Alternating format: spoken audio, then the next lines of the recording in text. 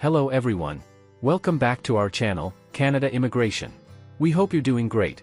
In this video, we're going to talk about express entry draw CRS cutoff is now expected to drop below 500. Canada's immigration landscape is experiencing significant shifts, with new updates affecting express entry draws, temporary resident policies, and work permit extensions. Meanwhile, political discussions about reducing immigration targets and economic changes, such as British Columbia's minimum wage increase, are also shaping the country's future. In this video, we break down these critical updates and what they mean for prospective immigrants, temporary residents, and workers in Canada. Express Entry Draw Prediction 2025. In a significant shift for Canada's immigration landscape, the express entry system is poised for major changes in 2025. As of February 5, 2025, the latest express entry draws have shown a consistent pattern in CRS scores, but with a notable trend towards a decrease in the Canadian Experience Class draws. Draw number 335, February 5, 2025, CEC, 4,000 invitations, CRS score, 521. Draw number 334, February 4, 2025, PNP, 455 invitations, CRS score, 802. Draw number 333, January 23, 2025, CEC, 4,000 invitations, CRS score, 527. Draw number 332, January 8, 2025, CEC, 1,350 invitations, CRS score, 542. Draw number 331, January 7, 2025, PNP, 471 invitations, CRS score, 793. These figures indicate a gradual decrease in the lowest CRS score for CEC draws, from 542 in early January to 521 by early February, suggesting a downward trajectory in the required scores for these draws. Impact of removing LMIA points on express entry draws. The policy change announced by Minister Mark Miller in late 2024 to remove the additional 50 to 200 CRS points for LMIA-backed job offers is set to come into effect in spring 2025. This adjustment aims to curb fraudulent activities where job offers are bought or manipulated to inflate CRS scores. Here's how this could influence the CRS cutoff. Reduction in CRS scores. Since many candidates leverage these additional points to secure invitations, their removal will naturally lower the overall average score in the pool. Shifting focus, candidates will now need to bolster other areas of their profiles, like education, language proficiency, or work experience, to maintain or increase their competitiveness. Equal opportunity for all. This change could level the playing field, potentially allowing candidates with strong profiles in other areas to receive invitations without relying on job offers. CRS score distribution analysis. Analyzing the current distribution of CRS scores in the express entry pool. High scores, 601, 1200, only 173 candidates, indicating a very small elite group. Competitive range, 501 to 623,165 candidates, showing a significant but manageable number of high-scoring candidates. Near cutoff, 451 to 500, a substantial 68,910 candidates, with a detailed breakdown showing clusters around 491 to 500, 13,487 candidates, which could push the cutoff down once job offer points are removed.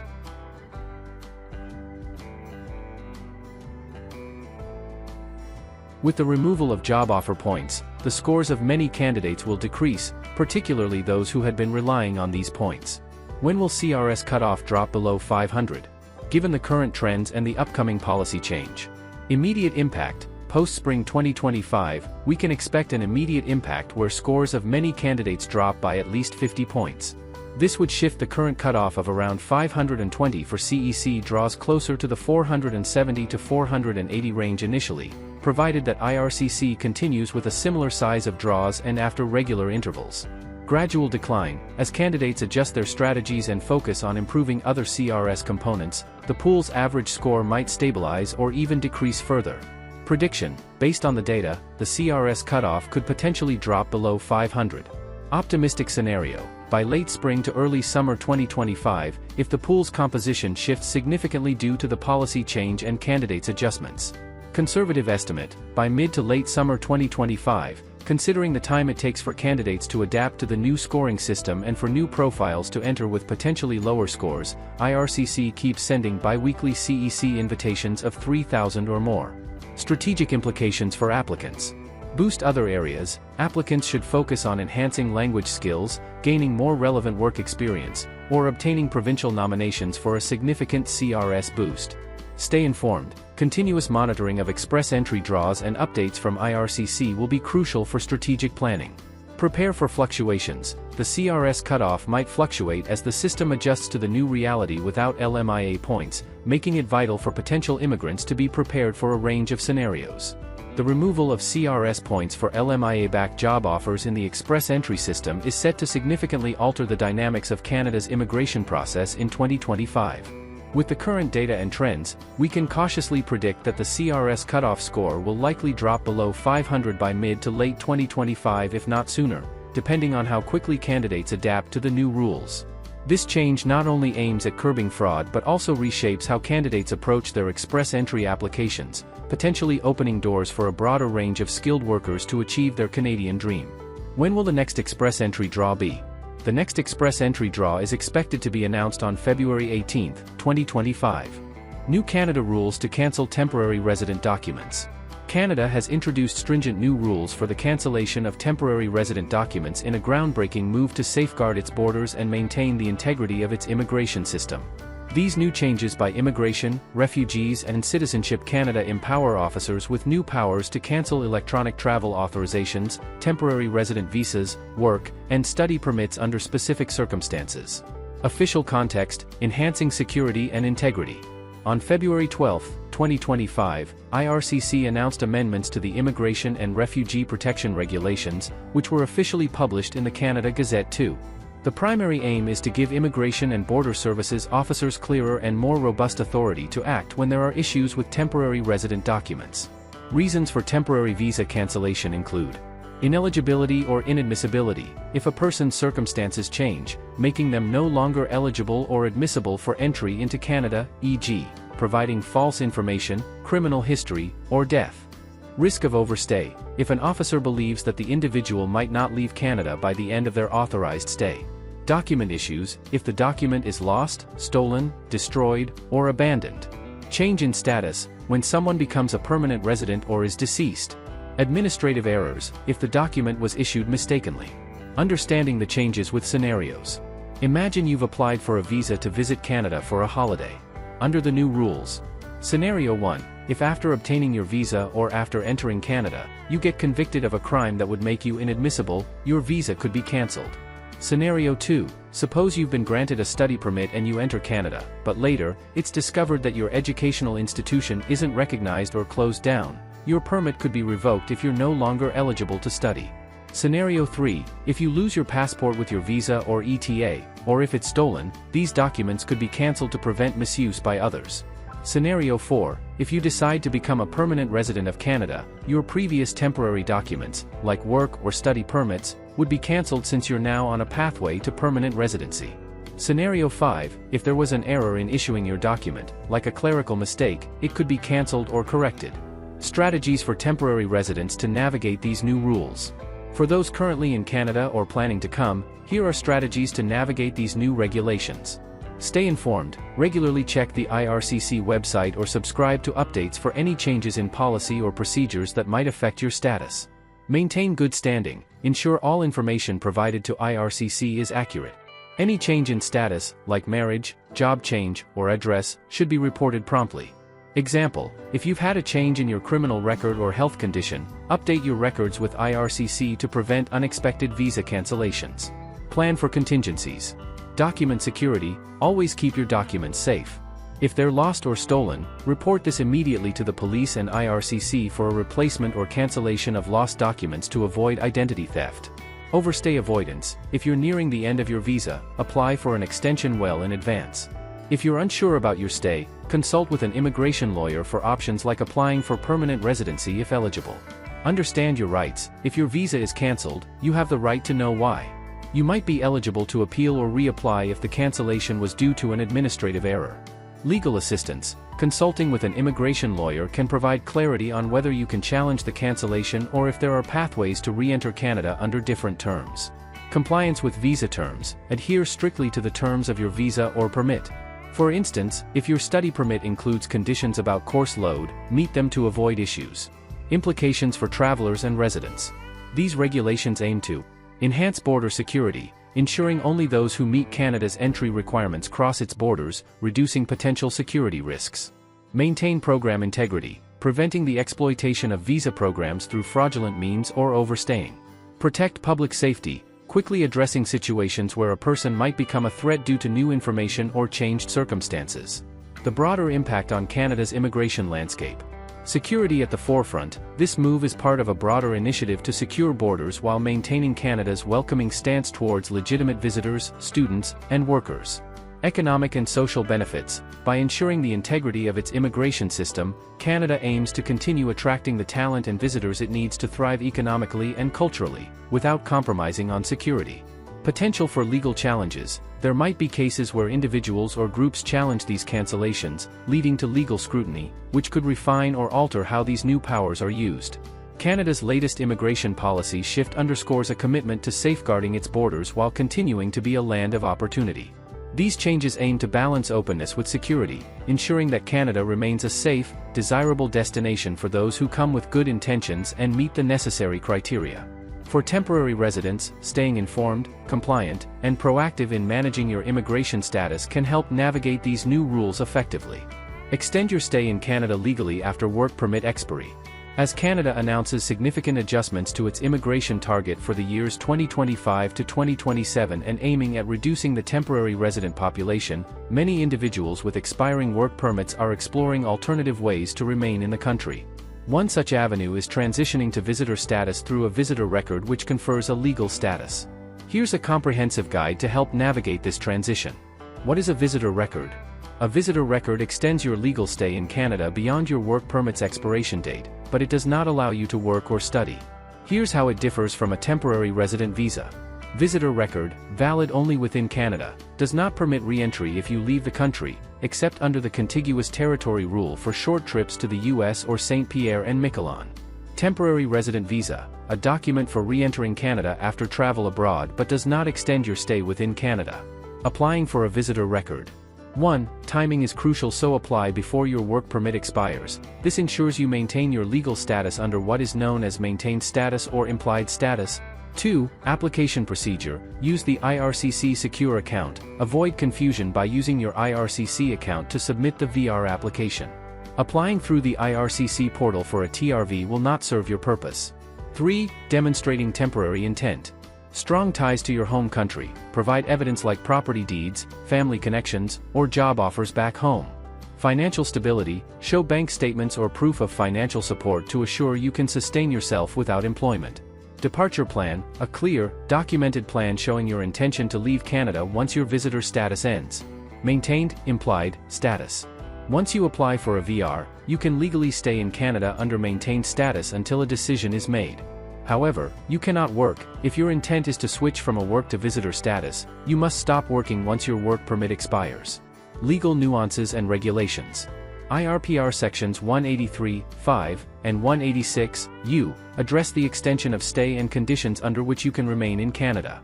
These regulations ensure that if you apply on time, your status is automatically extended until your VR application is decided. Restoration of status. If your status has expired, you might still have options. Restoration within 90 days. If your status has expired, you must apply for restoration within 90 days as per Regulation 182 of IRPR.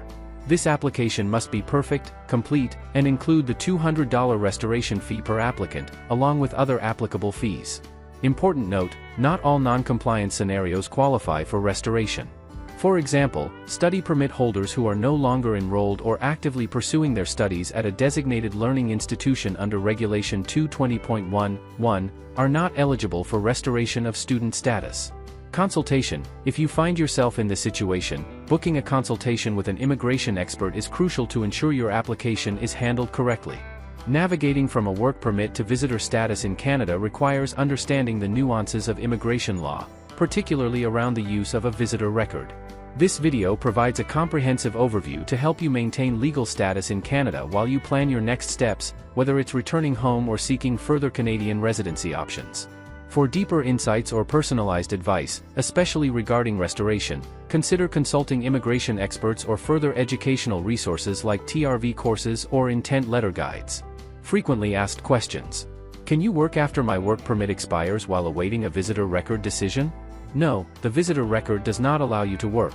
Why not apply for a TRV instead? A TRV is for re-entry, not for extending your stay within Canada. Do you need to leave Canada when my VR expires? Yes, unless you apply for another status change before the VR expires. Can you leave and re-enter Canada with a visitor record? No, for re-entry, you need a valid TRV. The contiguous territory rule has exceptions but is not recommended as a primary travel strategy. What proves temporary intent? This varies by case, but generally, documentation showing you have reasons to return home is key. When to apply for a VR? Ideally, 30 days before your work permit expires, but as long as you apply before the expiry, you maintain legal status. Pierre Poilievre suggests reducing immigration to 250,000. In an exclusive interview on February 13, 2025, Conservative Party leader Pierre Poilievre has laid out a bold vision for Canada's immigration policy reminiscent of the Stephen Harper era. Readers who don't know, Stephen Joseph Harper served as Canada's 22nd Prime Minister between 2006 and 2015. Pierre's proposal aims to slash the annual intake of immigrants to around 250,000, aligning with Harper's numbers, while also promising swift deportations for those who break Canadian laws. This article explores the intricacies of Poilievre's strategy, its potential impact on Canada's housing market, legal system, and demographic landscape, alongside a detailed look back at immigration during Harper's tenure. The current scenario.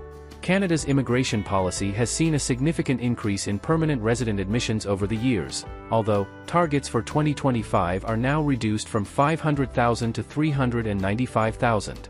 Poilievre argues this rapid growth has fueled the ongoing housing crisis, where demand far exceeds supply, inflating housing prices and reducing accessibility.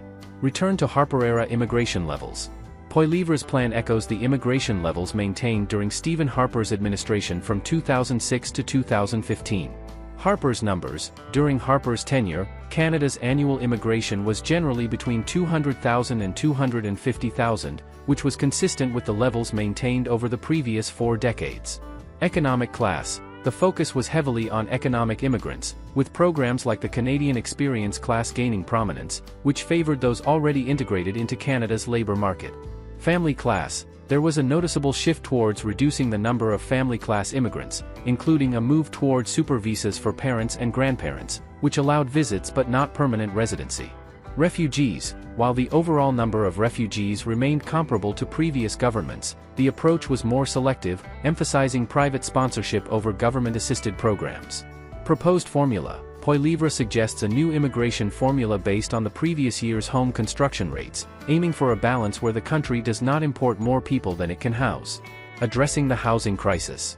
Housing surplus. By reverting to lower immigration levels, Poilievre believes Canada could achieve a housing surplus in the next 4 years, helping to mend the current housing deficit. Real estate stabilization. With demand potentially reduced, the real estate market might see stabilization or even a decrease in property prices, making housing more accessible. Deportation policies for lawbreakers. Immediate action. Poilievre advocates for the deportation of non-citizens who commit crimes while in Canada on temporary visas, responding to incidents like those seen during pro-Hamas protests involving violence. Legal distinction. For crimes committed by Canadian citizens, he emphasizes prosecution within Canada's judicial system. Expedited deportations. A critique of the current system's inefficiency in deporting those with rejected asylum claims, Poilievre aims to expedite this process.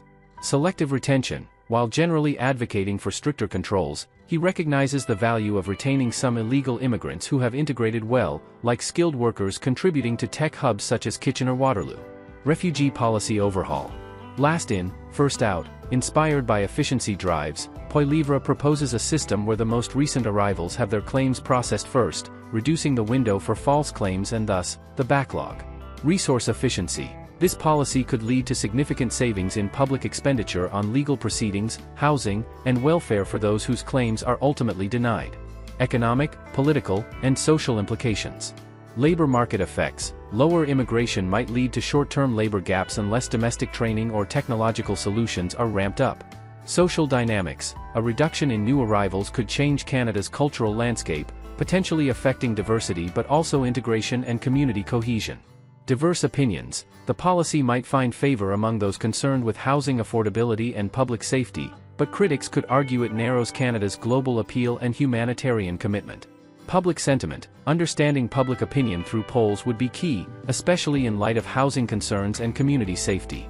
Poilievre's immigration policy proposal seeks to recalibrate Canada's approach by returning to Harper-era levels, aiming to control population growth, manage housing, and ensure legal integrity. The success of this shift would depend on effective policy implementation, public acceptance, and the nuanced handling of economic and social changes. In conclusion, Pierre Poilievre's plan to cap immigration at Harper-era levels and enforce stricter deportation policies represents a significant pivot in Canadian immigration strategy. By aiming to balance population growth with housing availability, his approach seeks to address one of Canada's most pressing issues, the housing crisis. However, this strategy also raises questions about Canada's role as a welcoming nation to immigrants and refugees. The economic implications, particularly in sectors dependent on immigrant labor, must be carefully managed. While the return to a more controlled immigration model could stabilize communities, the social and cultural fabric of Canada might see shifts. Poilievre's proposal will likely spark a broad debate on the future of Canadian identity, economic policy, and social justice.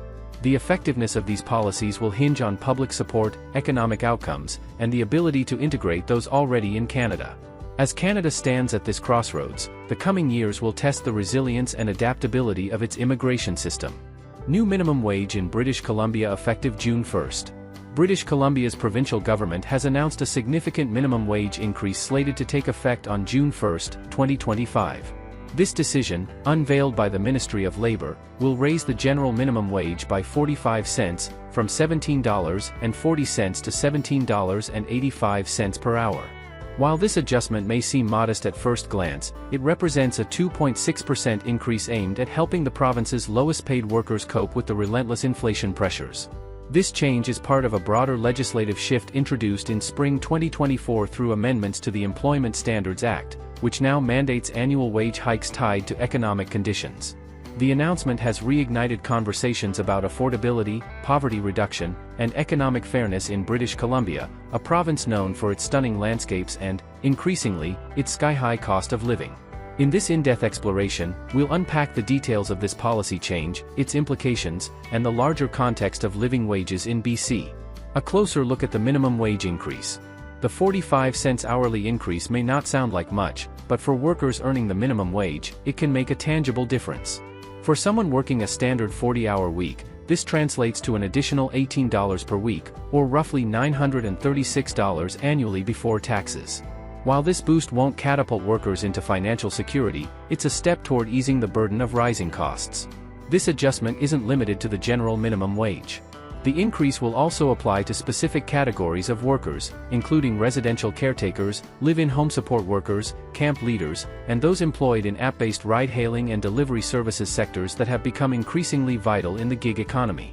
Additionally, on December 31, 2024, minimum piece rates for workers harvesting 15 specific hand-picked crops also rose by the same 2.6%, ensuring that agricultural laborers aren't left out of this wage adjustment. The decision to tie minimum wage increases to inflation stems from changes made to the Employment Standards Act in 2024. Previously, wage hikes were discretionary and often subject to political debate. Now, they are a legal requirement, ensuring that adjustments occur annually based on economic indicators such as the Consumer Price Index. This shift reflects a proactive approach to addressing the financial challenges faced by low-income workers, particularly in a province where the cost of living continues to climb. Jennifer Whiteside, BC's Minister of Labour, emphasized the importance of this policy in a press release. Minimum wage earners are vulnerable to jumps in the price of groceries, rent, and gas. That's why we took action last year to ensure the minimum wage keeps up with the cost of living so workers don't fall further behind. Her statement underscores the government's commitment to supporting workers in an economy where everyday expenses can feel increasingly out of reach.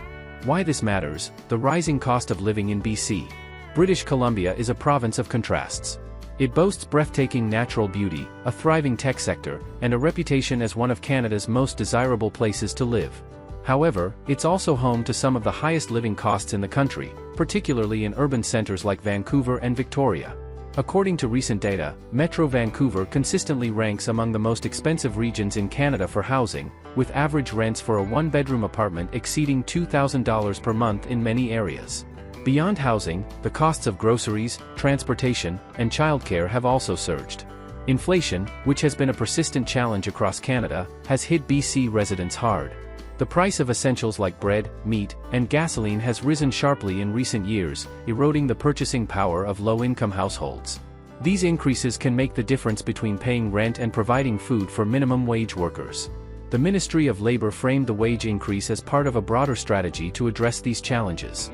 The changes align with government priorities to help lift more people out of poverty, make life more affordable, and build a strong and fair economy for BC, the ministry stated. By boosting the minimum wage, the government aims to provide a buffer against inflation and reduce income inequality, a persistent issue in a province where the gap between the wealthy and the working poor continues to widen. The living wage debate, $17.85 versus $27.05. While the minimum wage increase is a welcome development for many, it falls far short of what advocates call a living wage, the hourly rate needed to cover necessities without relying on government assistance or charity. According to Living Wage for Families BC, the living wage in Metro Vancouver for 2024 is $27.05 per hour, based on a 35-hour workweek. This figure accounts for essentials like housing, food, transportation, childcare, and a modest amount for savings or emergencies. The gap between the new minimum wage of $17.85 and the living wage of $27.05 is stark. A worker earning the minimum wage would need to work approximately 53 hours per week, well beyond a standard full-time schedule, to achieve the equivalent of a living wage. For many, this isn't feasible, particularly for single parents, students, or individuals with health challenges. No matter where they live, people should be able to afford a decent life, states Living Wage for Families on its website. There are jobs that need to be done in every community, and therefore people need homes, services, and a good quality of life in every community. The organization argues that a living wage is essential for ensuring that workers can thrive, not just survive, and that employers have a responsibility to pay wages that reflect the true cost of living. The disparity between the minimum wage and the living wage is particularly pronounced in Metro Vancouver, where housing costs are among the highest in Canada. However, the cost of living varies widely across the province. In rural areas, housing may be more affordable, but other expenses such as transportation can be higher due to limited public transit options. This regional variation complicates efforts to establish a one-size-fits-all wage policy, but it also highlights the need for targeted solutions to address affordability challenges. Who benefits from the wage increase? The minimum wage increase will directly benefit a diverse group of workers across British Columbia. According to government estimates, approximately 150,000 workers in BC earn the minimum wage or slightly above it. These individuals are often employed in sectors such as retail, hospitality, agriculture, and the gig economy industries that rely heavily on low-wage labor.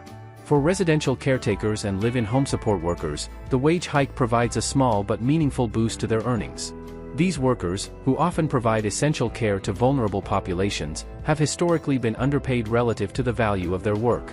Similarly, camp leaders and agricultural workers will see their wages rise, recognizing the physical demands and seasonal nature of their roles. The inclusion of app-based ride-hailing and delivery workers is particularly noteworthy. The gig economy has exploded in recent years, with companies like Uber, Lyft, and DoorDash becoming household names. However, these workers often face precarious employment conditions, including fluctuating hours and a lack of benefits. By extending the minimum wage increase to this group, the government is signaling its intent to address some of the inequities inherent in gig work. The economic ripple effect. The minimum wage increase isn't just about workers, it also has implications for businesses and the broader economy. For employers, particularly small businesses, higher wages can mean increased labor costs. In industries with thin profit margins, such as restaurants and retail, this could lead to higher prices for consumers or reduced hiring. Some business owners may also explore automation or other cost-saving measures to offset the impact. However, proponents of the wage increase argue that it can have positive economic effects. When low-income workers earn more, they tend to spend more, injecting money back into the local economy. This increased consumer spending can benefit businesses, particularly those in the retail and service sectors. Additionally, higher wages can reduce employee turnover, improve morale, and boost productivity, factors that can ultimately benefit employers. The government has positioned the wage increase as part of a broader strategy to build a strong and fair economy. By reducing poverty and supporting low-income workers, BC aims to create a more equitable society where everyone has the opportunity to succeed.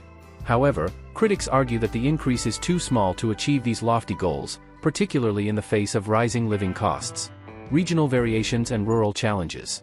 While much of the focus on affordability in BC centers on Metro Vancouver, rural communities face their unique challenges.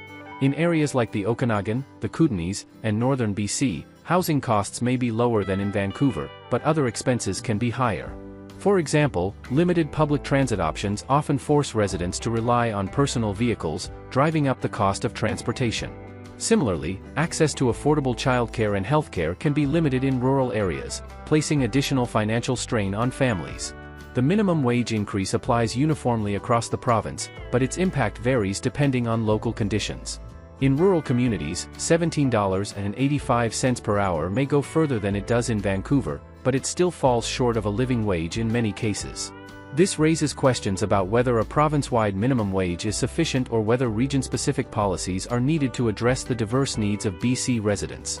Public reaction, support, criticism, and calls for more. The announcement of the minimum wage increase has elicited a range of reactions from the public, advocacy groups, and businesses. Workers and labor advocates have welcomed the change but argue that it doesn't go far enough. A 45-cent increase is better than nothing, but it's nowhere near what people need to live on, said one commenter on social media. The government needs to get serious about a living wage if they want to tackle poverty. Business groups, meanwhile, have expressed mixed feelings. While some employers support the goal of improving workers' lives, others worry about the financial burden. Small businesses are already struggling with high rents, supply chain issues, and inflation, said a representative from a local chamber of commerce. This increase might push some over the edge. The debate over the minimum wage reflects broader tensions in BC's economy. On one hand, there's a growing recognition that low-wage workers deserve better compensation. On the other hand, there's concern about the potential impact on businesses and consumers. Finding a balance between these competing interests remains a challenge for policymakers. Poverty reduction and economic equity. The minimum wage increase is just one piece of the puzzle in BC's efforts to reduce poverty and promote economic equity. In recent years, the provincial government has introduced a range of initiatives aimed at supporting low-income residents, including affordable housing programs, childcare subsidies, and tax credits. The BC Poverty Reduction Strategy, launched in 2019, set ambitious goals to reduce poverty by 25% by 2024, with a focus on lifting children and families out of financial hardship. While progress has been made, poverty remains a persistent issue in BC. According to Statistics Canada, approximately 8.7% of BC residents lived below the poverty line in 2022, with higher rates among Indigenous people, single parents, and people with disabilities. For these groups, the minimum wage increase is a step in the right direction, but it's unlikely to be transformative on its own. Advocates argue that a comprehensive approach is needed to address the root causes of poverty, including affordable housing, accessible education, and robust social services. Raising the minimum wage is important, but it's not a silver bullet, said a spokesperson from a local anti-poverty organization. What's next for BC workers? As the June 1, 2025, implementation date approaches, attention will turn to how the minimum wage increase plays out in practice. Will it provide meaningful relief for workers, or will rising costs swallow it up? Will businesses adapt, or will they pass the burden on to consumers? And perhaps most importantly, will this incremental change pave the way for more ambitious reforms, such as a province-wide living wage? For now, the increase represents a modest but significant step toward supporting BC's lowest-paid workers. It recognizes that the status quo isn't working for everyone and that action is needed to address the growing divide between the haves and the have-nots. However, with the living wage in Metro Vancouver sitting at $27.05, nearly $10 higher than the new minimum wage, there's still a long way to go. The government has signaled that it's committed to ongoing adjustments, with future increases likely to be tied to inflation and other economic indicators. This approach provides a degree of predictability for both workers and employers, but it also raises questions about whether incremental raises can keep pace with the rapid rise in living costs. A step forward or a missed opportunity? British Columbia's decision to raise the minimum wage to $17.85 per hour reflects both progress and the limitations of incremental change. For workers struggling to make ends meet, it's a small but welcome boost, one that acknowledges the challenges of inflation and rising costs. For the government, it's a fulfillment of a promise to support low-income residents and build a fairer economy. Yet, the gap between the minimum wage and the living wage remains a glaring reminder of the work still to be done. In a province as diverse and dynamic as BC, addressing affordability and poverty requires bold, innovative solutions that go beyond modest wage hikes. Whether this increase is a stepping stone to greater change or a missed opportunity to tackle systemic inequities remains to be seen. As BC moves forward, the voices of workers, businesses, and advocates will play a critical role in shaping the future of wage policy. For now, the June 2025 increase offers a glimmer of hope for those at the bottom of the economic ladder, but it's clear that the journey toward true economic fairness is far from over. Which Canadian province has the highest minimum wage? British Columbia has the highest minimum wage at $17.40 per hour, set to increase to $17.85 per hour in 2025. As Canada continues to refine its immigration policies and economic strategies, staying informed is crucial for those affected by these changes. Whether you're applying for permanent residency, navigating work permit expirations, or assessing the impact of new policies, understanding the latest updates will help you plan your next steps effectively. That is all for today, in this video. What are your thoughts on this? Please let us know in the comments section below. Thanks for watching the entire video. Hopefully, the information is useful to you. See you later, in the next video. Till then, take care.